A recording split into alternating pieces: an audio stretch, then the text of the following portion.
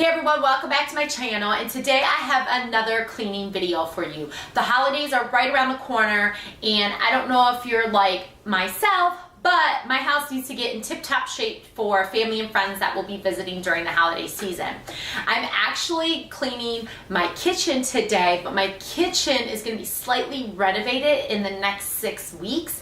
So if you want to see that video, the process, the after, before, and after, let me know in the comments below. But basically what had happened was my roof was leaking from a storm that happened a few months ago, and finally it took its toll in my kitchen and caused some water damage. So because of this, we're going to have some drywall replaced, mud and tape, and painting, and then maybe some decorating that we can do on a dime for my kitchen.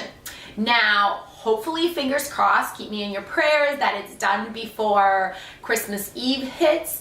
But if not, we still got to get our kitchen cleaned up. There will probably be more cleaning involved when we do some of the construction work, just because of the dust from the mudding and taping. But anywho, let's figure out what we need to do. And these things are perfect to do right before, a week before, a couple days before you have people over, because the kitchen is something or somewhere that you use for entertaining, for visiting. It's the heart of the home. I know it's the heart of my home. It's centrally located in my home, so everybody gravitates towards this area. So things I want to tackle and pay special close attention to is my microwave, my toaster oven. I want to go through my spice cabinet and kind of throw out the old spices, take inventory on what I need for baking and cooking this holiday season, clean out my oven because I do use that a lot during the holiday season for baking and things of that nature. The silverware drawer, I use that a lot, obviously to eat and things like that we do during the holidays. My glass and cups, I want to get rid of any cups that are kind of not so good anymore, and then kind of give that a good clean because my guests, so they can go in, get their cups. And that is also, I need to do the plate bowl cabinet as well.